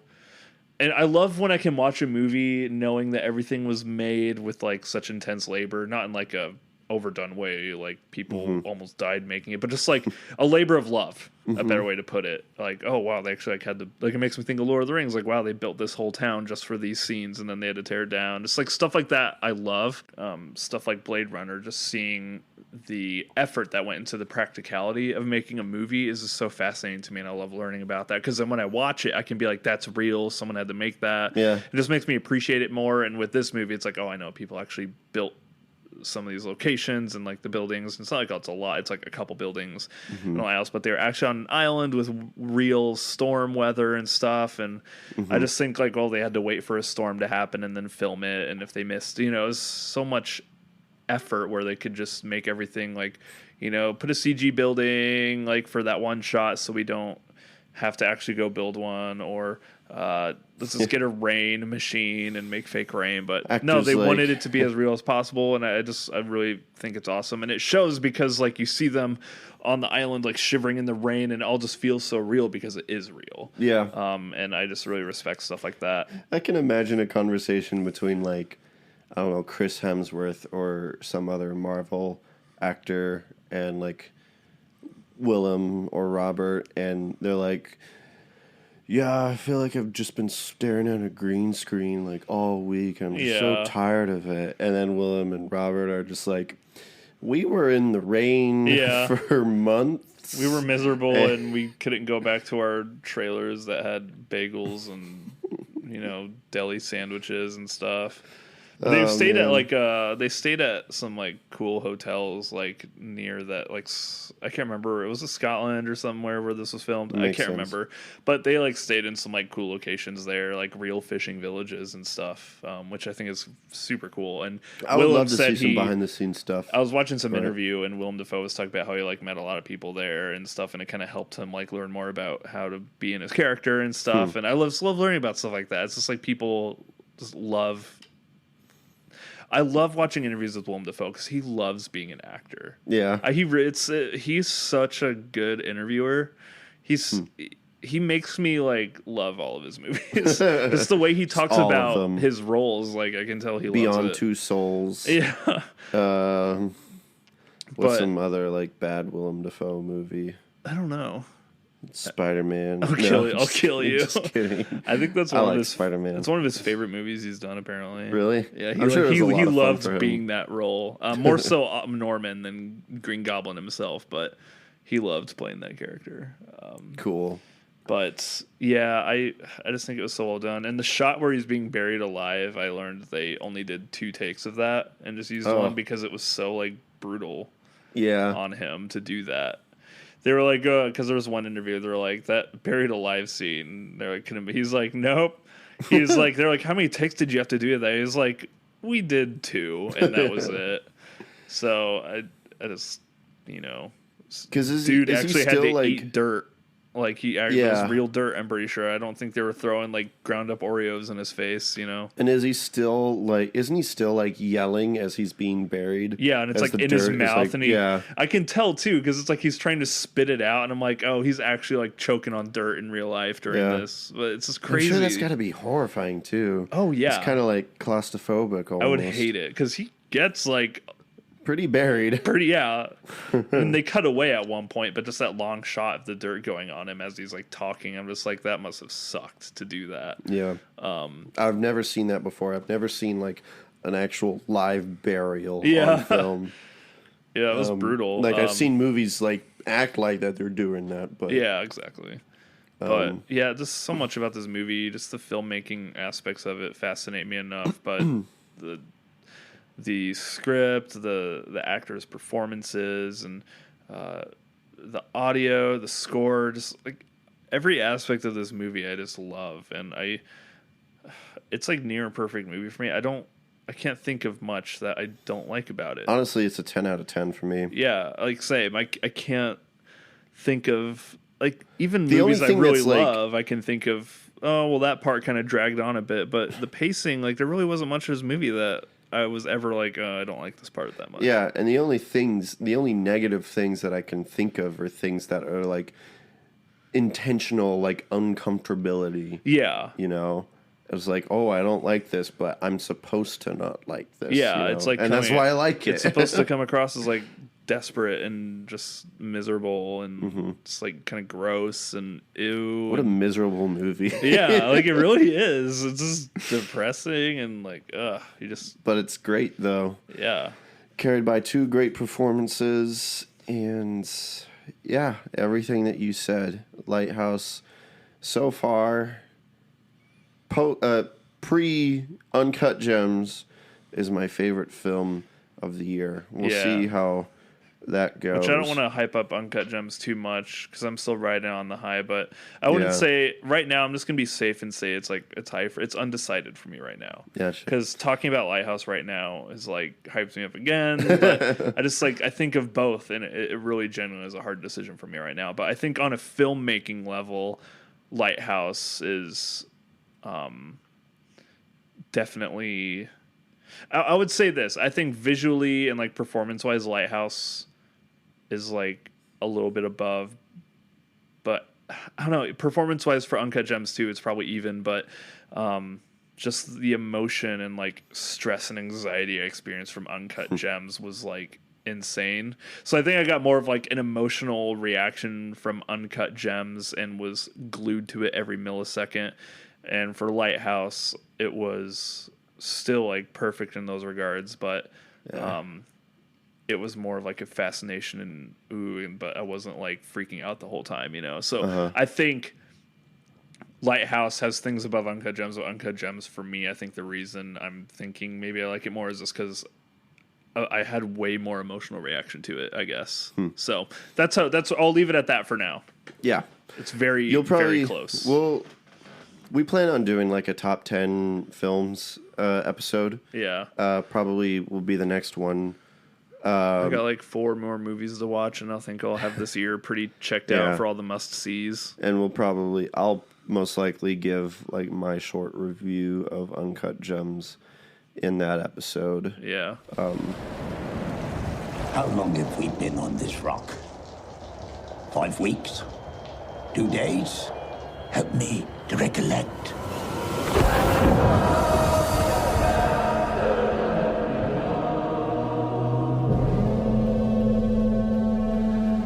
But yeah, I guess that's all we have to say. Okay, so you don't know this, but I mean, this has been cut and edited, and Mitchell is now sitting on a different chair. I don't know if you can hear him, but he just said, "What's your recommendation, Clifford?" It's recommendation time, and it's my turn. So, this is something older.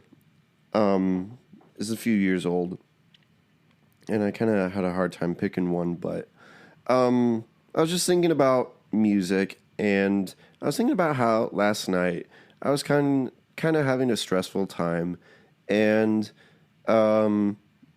I was driving, just running some errands late last night, and put on some music, and one of my all-time favorite bands, Dawes, came on, one of their songs, and I kind of realized for the first time how their music is just really great at just kind of uplifting you.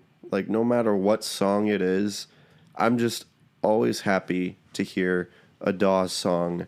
And someday I would love to. Oh, Mitchell's coming back to the table. I just wanted to say I agree that I like that they make music that is like happy and positive and not about how life sucks and everyone is. Well, bad. the thing is, some of the songs can be about. Oh yeah, like, it's always sometimes, but life sucks. But it's not all of it. Yeah, there's like a hopeful. Yeah, they're more positive than negative. I feel like. Yes, which is rare for music.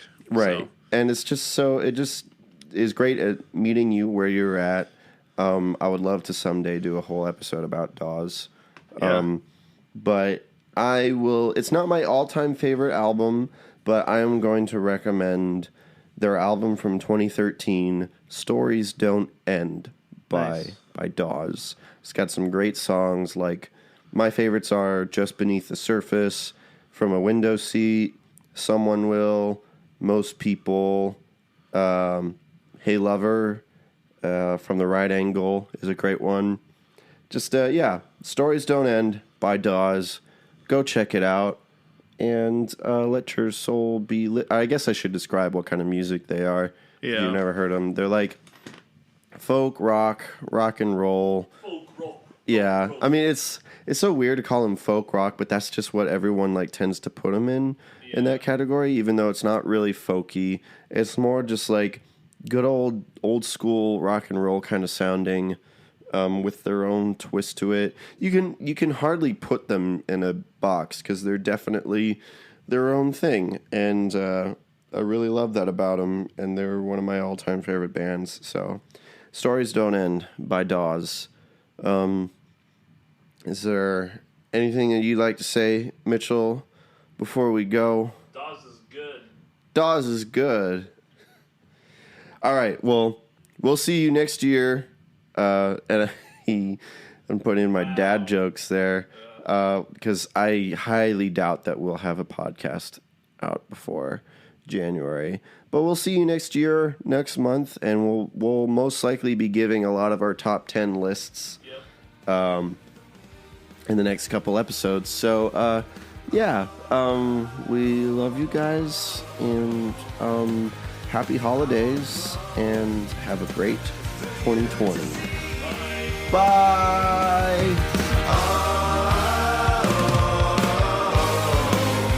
Thanks for checking out this episode of the Podwood Forecast. If you liked what you heard, be sure to subscribe. And if you'd like for us to give you a shout out on the show, be sure to leave a rating and review on Apple Podcasts. And also feel free to look in the show notes for links to our social media at Twitter and Facebook. And as always, stay beautiful, and thanks for listening.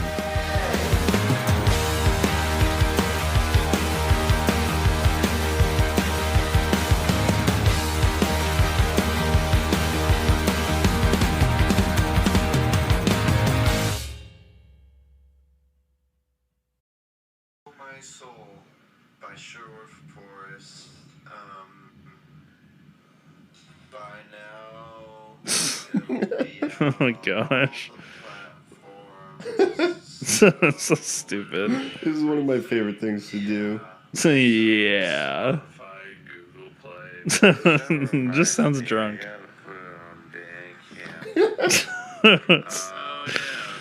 Oh yeah. So dumb.